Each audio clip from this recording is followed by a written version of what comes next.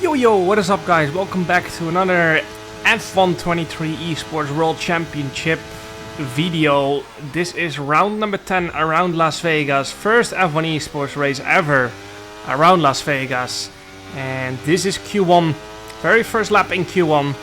And today we're gonna try and snatch away another sneaky pole position. Oh, well, I'm saying another. I got kind of pole position in Silverstone, but it got taken away due to a grid penalty. But we got the fastest lap in Q3. Let's keep it that way. We're gonna try and set the fast lap in Q3. Barry Borman in P1 at the moment with a 1:30.714. And yeah, we are about to head into the final sector of this lap. Sorry, not even the final sector. We're about to head into sector 2 of this lap. Sector 2 is very short though, it's only one corner and a bit of straight. So Ismail Fassi now, 1:30.698. We are going to open the DRS here and head into the final sector in about 5 seconds. And then the last sector is basically only like one real corner as well. But yeah, you could count it as 3 technically. Very hard on the brakes, little right kink, little left kink, and then up to the line, and that's a lap already done here on Las Vegas. It was not a terrible lap. It's gonna be a 1:30.768, and it puts us in P7. So yeah, it's really close here in Q1. So I decided to go out again. We're very last on track, and we're gonna start a lap behind Ruben Pedreno. There's gonna be around 7 seconds left when we cross the line. It's actually going to be less. We're actually really tight on time. But yeah, that's what we want. We want as much track evolution as possible. But yeah, then obviously you run at the risk of not getting a lap in every now and then. But I'm willing to take some risk. Can't always play it on the safe side, especially considering qualifying is not my strongest point. So yeah, we have to take a risk here. Especially with these screen freezes I've been talking about the past few videos, they are still going to be here today as well, of course. So yeah, especially on a track like Vegas where it's so low downforce, getting screen freeze like mid-micro slide like there, for example. We didn't get a screen freeze there, but you know, those little slides that just help get you the maximum out of the car on this game. Yeah, if you get a screen freeze mid-slide, then that's gonna cost you so much time because it's gonna be so hard to correct that slide then. Yeah, we've had quite a good lap so far, 1.2 tens up. And as you can see there, on the top right is the delta. We got a Wars exit, but we're starting to gain back on the straight. And this is a very sneaky tactic no one has ever done before. And that's starting really close to the car ahead of you. And that way you're getting slipstream. You can see actually there, getting a screen freeze on the entry of the final corner. It really put me off. And that's a 10th gone. And that's the struggle I've had the past few qualifying sessions. But it's gonna be enough anyway to get into Q2. But yeah, I just wanted to test that little sneaky tactic there. No, you're not allowed to slipstream each other, but it's a bit vague in the rules, obviously, when it comes down to slipstreaming a car that's on a flying lap, or taking slipstream from a car that's on a flying lap, because, yeah, there was just not a lot of time left in the session, so a bit of a grey area. But yeah, that Q1 opened my eyes a little bit, and I was like, you know what? I'm gonna do this every single qualifying session now. Again, not a lot of time left in the session, 10 seconds across the line. And we're really close behind Barry Borman. And yeah, we're just gonna keep doing this every single lap from here on. Last run in Q2 already. And half a turn up through turn 1 and turn 2. Make that 700s. Because again, we're just gaining on the straight. Now, I wasn't sure what impact it had on the corners, but I didn't feel anything. So I was like, I'm just gonna keep doing this because it feels good. Obviously I'm losing a little bit of time here, but the driving wasn't very squishy clean as well. And if we're gonna be gaining another half a tenth again on this next race, then it's well worth it in my opinion. So yeah, actually we gained like 300 there. This is quite an interesting tactic I've deployed. 200s down on our previous lap though, and we are gonna have to improve. Across the DRS zone we go. Open it is, and again we're just gaining all the time. And as we go into the last sector, the delta jumps up even more. I think it's because it's corrected itself. And we're almost at 10th up going into the final corner. Again, having a little bit of a slide in the exit, but much better than at the end of Q1. And we're going to be 1.1 tenths up across the line. And that is going to be more than enough to make it into Q3. P3 it is actually, after everyone has crossed the line. And yeah, so far, this little slipstream tactic, I'm not sure if you can call it slipstream tactic. I'm just starting my lap close to someone else. It's what they do in real life as well. But yeah, slipstreaming your teammate was banned a few years ago due to the fact that there was always like 10 people waiting on the exit of Turn 1 Spa or on the exit of the pit lane. Yeah, it was a bit of a mess and a bit of a joke, but yeah, this way it's not really hurting anyone, I guess. It was really creating chaos, and yeah, I had a big screen freeze on that lap, and it was used tires anyway, so I didn't care too much. It's all gonna be about that last lap, getting a good lap in, and as you can see there, we're just gonna be doing the same once again, but to George Udowu. Gap is a little bit bigger though, so I'm not sure if it's gonna have as good of an effect. You can't be too close as well. It's hard getting this right. Yeah, well worth the risk. Into turn 1 we go. Down to fourth gear. You can use third as well, but I was more comfortable with fourth gear. Keeping the minimum speed up. Backhand constantly wants to move around through the entire section.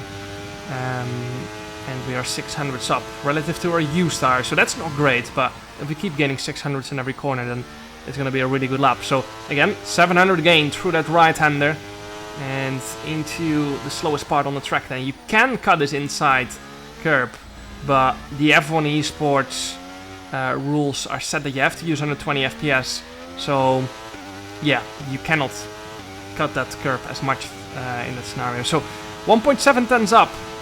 And I'm not sure if I'm really getting a slipstream here. You can see we gained a few thousands for a second, but not massive. And actually that was a huge mess up. Still gained to a delta, but hitting that inside curb loses you a lot of lap time. So open the DRS, and then into the final corner we go. I think we're still getting a slight slipstream. But it is a very, very tiny bit. We're talking about thousandths of a second, so we messed this one up a little bit, but it worked well in Q2 and Q1. And half a second up through the final corner, up to the line. Make that 5.3 tenths. And it is gonna be P5 as we were the last across the line. So yeah, solid session. P5 is all to play for around Vegas. Yeah, we don't need to be starting on pole around Vegas. Will be nice to get pole, of course, for the extra point. Niklas Longe got pole position out of Thomas Renard, Barry Borman P3, Ulas in P4, and ourselves in P5. Now, we did have that mistake in Sector 2, the only corner of Sector 2, which cost us maybe around 1.5 tenths, but I think in the end of the day, I would have been P4, P3 on a very good day. Again, I think every single session that we do decently well at, we are top 5, but we're not really fighting for pole, even without the screen freezes, to be realistic. I think I would never really be fighting for pole position, more like P5, P4 consistently, which is all we need, to be honest. But yeah, that's been taken away a little bit from us, this event.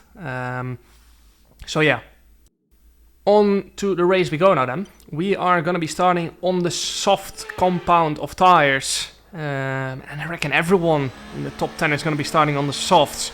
Very few people on the hards, as soft medium is a very viable strategy around here. It is lights out and away we go. See if we can gain some positions in this opening lap. That will be the dream. Just gaining one position would already be very, very solid, but the outside in turn 1 doesn't work great. You can see I'm struggling a little bit there. to keep up with Ulas through that fast section. And straight away I had a feeling we are really low on wings again for this race. As I'm trying to cover off any potential dive bombs. Yeah, I felt like if I went to the outside there, it's just inviting someone to miss their braking point and send it down the inside. And then if you're the one on the outside, you're in the wall. So just playing it safe there. I knew that this is going to be a long race.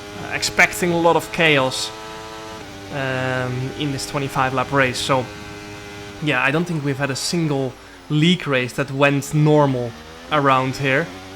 Obviously the safety car kind of enhanced that.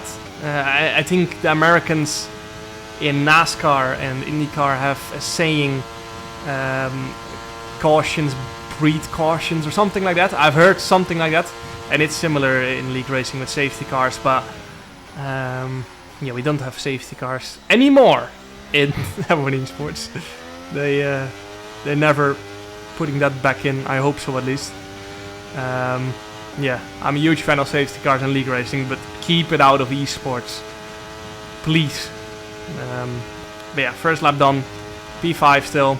We got Lucas Blakely behind us on the softs as well. I was trying to have a little look on Ulas Özildirim there, putting some pressure on him in turn 3. Recalling that turn 3.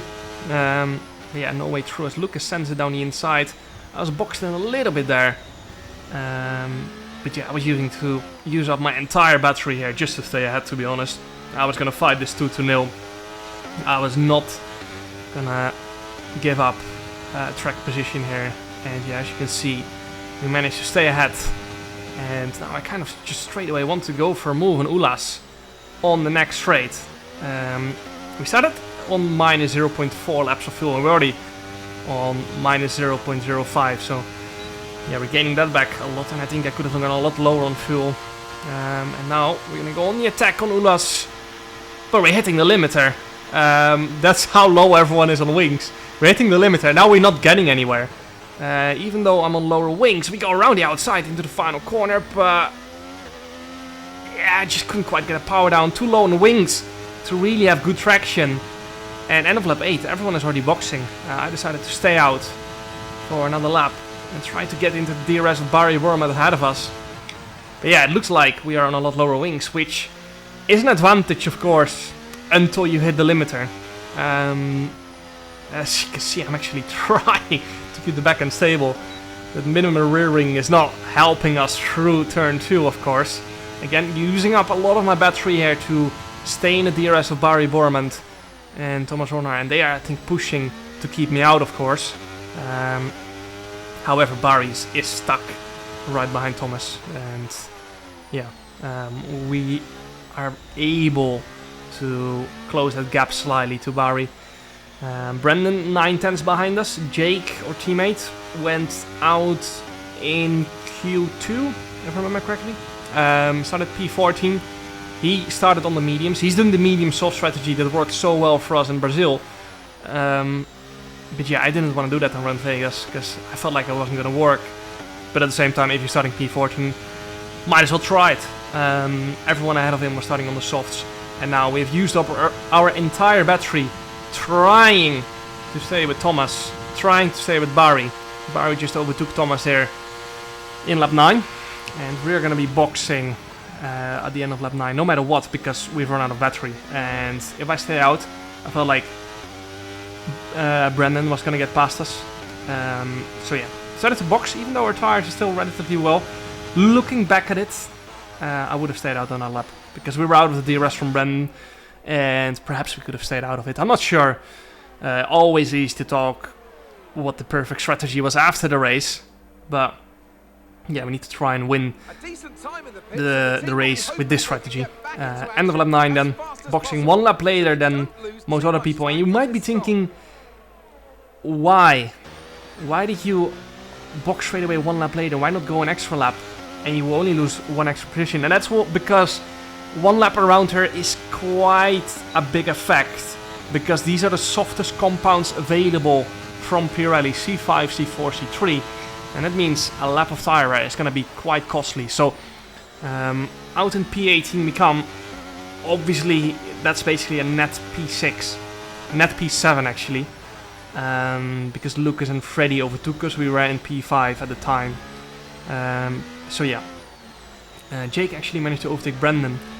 And yeah, those softs from Brendan are starting to fade away quite fast. But yeah, that's also why I not want to do Jake's strategy. I felt like the softs were not a great tire. And that's why I went for soft medium. But looking back at it, I should have gone on a lap longer. We would have only lost 1 or 2 extra positions.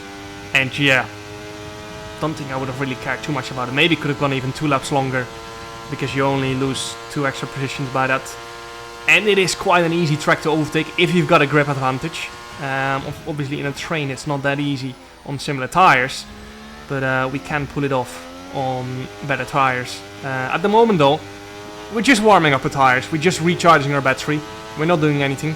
Thomas is gonna go on the attack soon. I reckon he still has a decent amount of battery left, so he can drain those people a little bit, and then we can use our battery after that. Now, Thomas got past Freddy there, and not gonna lie, these two were behind each other. I thought some fireworks were gonna start, because they are championship rivals at this point. Due to the fact that Thomas won Mexico and Brazil, Freddy didn't score great, so that means Thomas catched Freddy a lot. And yeah, I thought Freddy would defend really hard against Thomas, but it didn't really happen. And yeah, you can see the straight line speed advantage we have. We don't even have to use our battery here to get past. And just with DRS alone, we barely used any ERS, we are hitting the limiter. That's how low downforce we've gone. Maybe we've gone a little bit too extreme. But yeah, I felt good with this pace-wise, so that's why I went for this extreme low downforce. And now we've got Lucas Blakely next. We are on maximum battery basically now. In lap 14, after this 11 laps to go, and you can see how much later we broke there, putting pressure on Lucas Blakely. We're going to turn on the overtake button and move past Lucas. I think Lucas turned his overtake button off there and let us go. And straight away I'm going to start cooling my engine on the inside here. And now we're right behind Thomas again. Purple middle sector there. 366 kph top speed. I was actually thinking about dive bombing there, but the issue is that there's a car in front. It is a tricky braking zone already to make it if there wouldn't be a car in front and dive bombing someone, but yeah, doing that when there's a car in front of the car that you're trying to dive bomb, it's nearly impossible to get it right, to be honest. And it's a near guaranteed crash, so decided not to do it. Lap 19 now, and we're gonna turn on the overtake button again. Ferrari in P2, P3, and that's exactly what they wanted. They are controlling the race here. Again, we are trying to go on it against Ulas, but we're just hitting the limiter, and the same for him. It's just that we're hitting the limiter slightly earlier. Ulas squeezes us a lot there, and that could have been race endings for both of us. If he would have gone 10 centimeters more to the right, we would have hooked tires, and we were both going straight. So that was really close to being race ending for the both of us. But we move on. Still P5, still all to play for. 5 laps to go at the end of this one.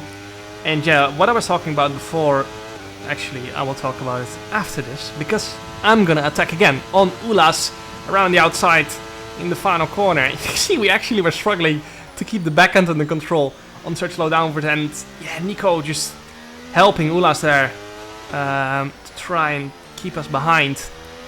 But yeah, what I was saying, Ferrari controlling this race, because as I had a huge screen freeze there on the exit, costing us quite a bit of time. Ferrari in P2, P3, they can overtake Thomas anytime they want, and that's their plan. Now we've got Ferrari in P1, P3, and Nicolas is just gonna pressurize Thomas to overtake Barry, because if not, then it's a Ferrari 1-2 and Thomas is not getting past. So no matter what happens here, if Thomas is not going to be in P2, he is going to be screwed. And yeah, now he's under pressure from Nicolas, and that's what I was talking about. They're gonna try and be P2, P3 here, going into the final lap. However, we don't give a shit about this at all. We're trying to get forward, and we're going on the attack again. Last lap of the race, we're going around the outside in the final corner once again, but this time we get completely ahead into the braking zone. We go around the outside of Nicolas Longuet. You can see Barry trying to get the power down as well, and now we have moved up finally to P4 ahead of Ola Zildrim, and we're straight away gonna go on the attack now on Nicolas Longuet, because if we still want to have a chance of winning this race, we need to move up to P3. We go down the inside, we go around the outside, can't quite find a way through. Didn't have the right to be there on the outside if I kept sticking my nose in, so decided to back out of it in time to avoid an incident. And now we just need to try and get as close as possible. That's the only thing we can do. We're not really gonna get a solid overtaking opportunity, so all we can do is stay close and hope that fireworks start kicking off up front. Barry, of course, still with a chance of winning the Drivers' Championship as well. He is gonna be feisty as well, and I was kind of hoping Thomas was gonna be the same. I was hoping these two were gonna have a proper fight in these final 2-3 corners. So I decided to turn off the overtake button here and just sit back and watch. Hope these two tangle in the final corner, that we can get a good run out of the final corner. That's all I'm aiming for. But unfortunately, they didn't. They just didn't really fight each other. So I prepared to exit, but yeah, didn't gain much. However, you can see Thomas is flashing. We still got a full battery left, and we go around the outside, and we got the podium by 3/1000ths of a second. We just still had battery left, whereas Thomas hit the maximum deployment of a lap, which means he got 0 ERS. He literally didn't get any deployment at all. Whereas we're still getting an extra 160 horsepower that entire straight. And that's what gave us the edge across the line, 3/1000ths of a second. Another 15 points back, 2 podiums in the past 2 races. Yeah, that felt good. Especially with those screen freezes I've been having. This feels like a win. Yeah, Mexico, I said I wasn't gonna get out of Q1, and now we got 2 podiums back to back. Brazil and Las Vegas. I'm gonna try and keep going that way, even with the issues we're having.